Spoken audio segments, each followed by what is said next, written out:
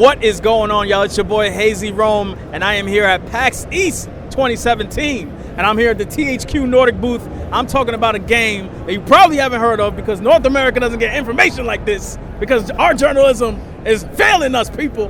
But I'm going to be telling you about a game called ELEX, and I'm here with Michael Peack, producer at Piranha Bytes, the developer behind this game. He's going to be telling us about ELEX, and Mike, you might want to tell us the rest. Sure. Yeah, ELEX is an open world RPG, very much like Fallout or The Witcher. And what's special in this one is our setting, so we call it science fantasy. So what we're trying to do is put both science fiction and fantasy in one game world and get a very unique mix out of that. Sure. So what planet does it take place on? Is it post-apocalyptic Earth, or is it where are we at? Where are we at here? It's not Earth, but it's very Earth-like. Okay. So the planet's called Magalan, and what happened is a comet hit the planet, wiped out almost everything. But with the comet, a substance called ELEX came to the planet.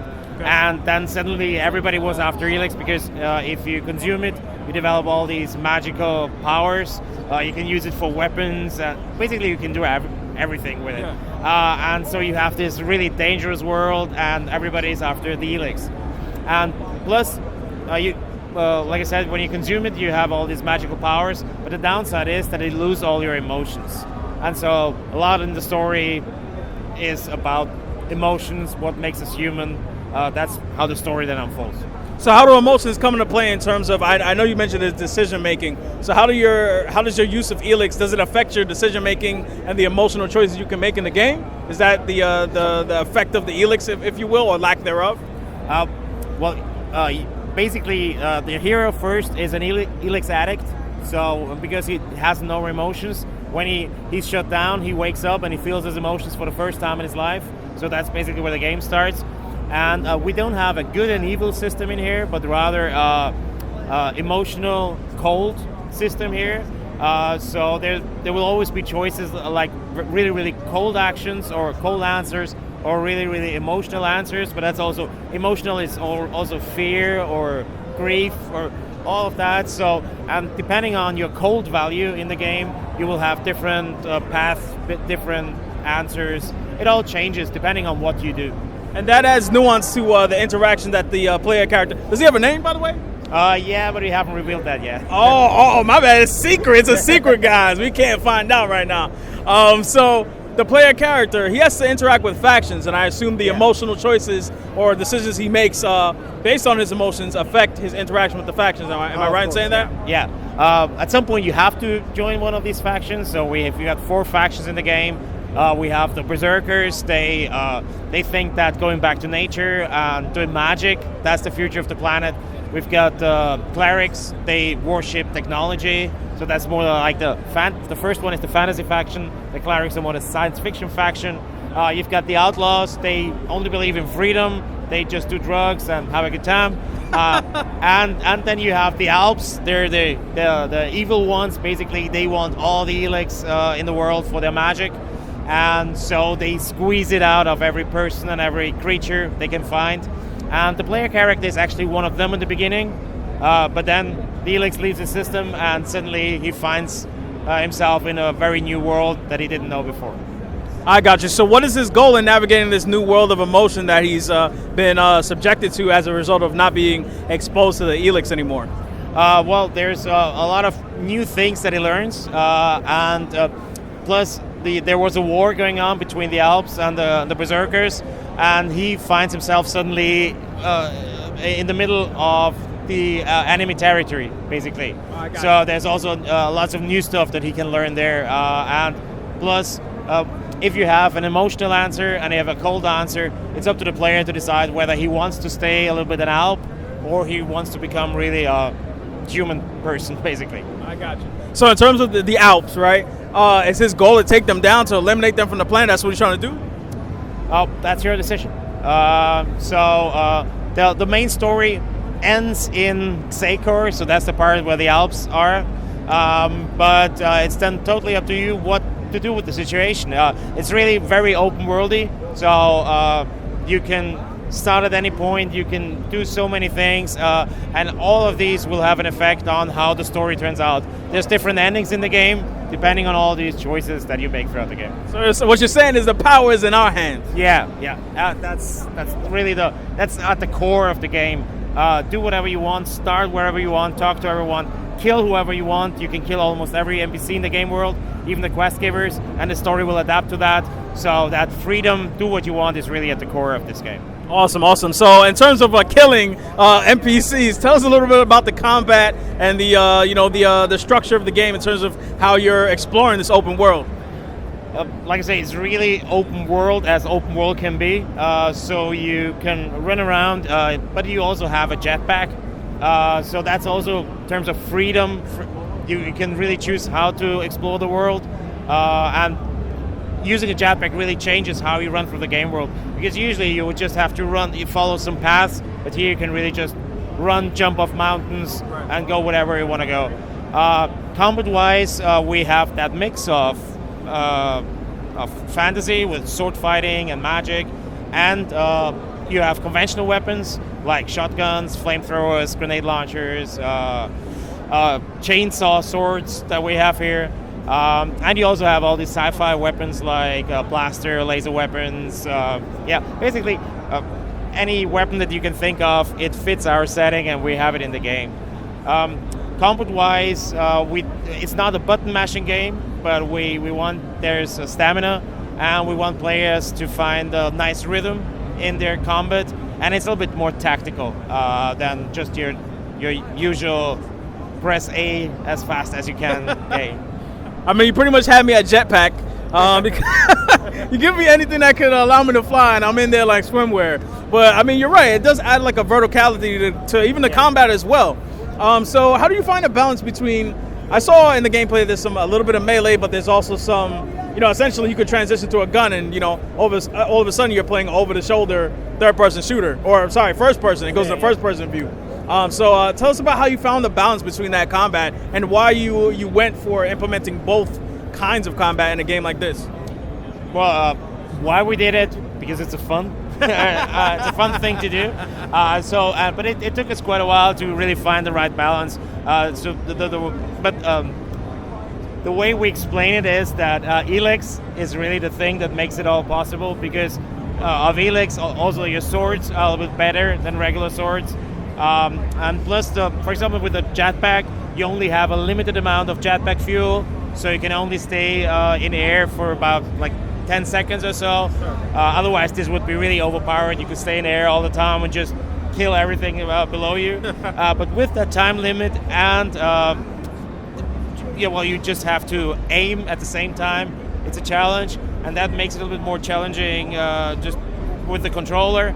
Whilst the sword fighting is pretty straightforward, and so there's a nice balance between those two. Is there any inspiration that the game and any aspect of the game you've talked about so far? Is there any game that you've drawn inspiration from that could help people who are hearing about ELEX for the first time say, "Oh, that sounds like something that I'd be into"? There's Skyrim, Fallout, and then for setting-wise, there's a lot of books or movies like Equilibrium. And also Dune, the book, because Spice is a little bit like ELEX here in the game. So we drew our inspiration from many sources and just mixed it all together, and then there was ELEX. But basically we've been doing fantasy role-playing games for the last 20 years, and so we thought it's time for something new, but we also didn't want to alienate our fan base in Europe. So we said, okay, we can't go sci-fi immediately. And that's why when you start the game, you start more in a fantasy-like area.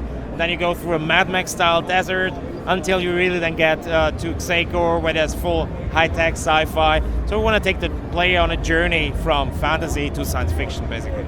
Awesome. I like that. So in terms of how long the game is, it's an open world. You also told me something about the loading screens and the load times and how big the world is. Can you elaborate on that a little bit more for the listeners out there, for the BGB family out there? Sure. I mean, the size of the world, I'd compare it to Skyrim a little bit. So when you just have a flight cam, you fly for around 10 minutes just throughout the world. So there's really a lot. You have you see no loading screens whatsoever once you're in. It's really completely open world. Also, there's a full simulated world, so that means that there's a lot of characters wandering around. Whenever they see a monster, they're going to fight it. So we never know whether an NPC is alive or not alive, but we don't care because it doesn't break the game. So we made sure that you can kill almost any NPC, and the story will still go on. Awesome. So, speaking of which, can you tell us a little bit about the quest system and the availability of quests or variety of quests based on the faction that you choose? Because, I know a lot of games where you choose a faction, but you're basically doing the same quests, more or less, like a fetch quest for each of these factions. So how have you, provided some variety in the quests based on the factions that you choose? Mostly by how each faction has an opinion of the other faction, and by selecting a faction, you would do the same quest, but then it plays completely different. For example, you saw the domed city there. That city is controlled by the Clerics. So if you're a Cleric, you just walk straight in. If you're a Berserker, you'll have to do something to get in. If you're an Outlaw, because the Clerics hate Outlaws, he will not allow to get you in, and so you have to find a way to kill him, find a way to just trick him into believing that you're something different. So it's just getting past the guards, but depending on your choice, it plays completely different every time. In theory, how could I trick this guard, this proverbial guard? How could I trick him? You can trick him, but there's some outlaws outside the city, and he hates the outlaws, and the outlaws hate him. So you can either go to him and say, okay, you know what, let's go and kill these outlaws over there, or you can talk to the outlaws first, and then go to him and say, let's kill the outlaws over there. But then it's a trap, and you kill that guard together with the others, and then you can still walk in. Is there any way to start like all-out war between these factions? Because the first thing I thought about, can I just make everybody just kill each other? Is that possible? Well, they wouldn't kill each other. Just otherwise, if you wait for long enough, the whole world would be empty. No,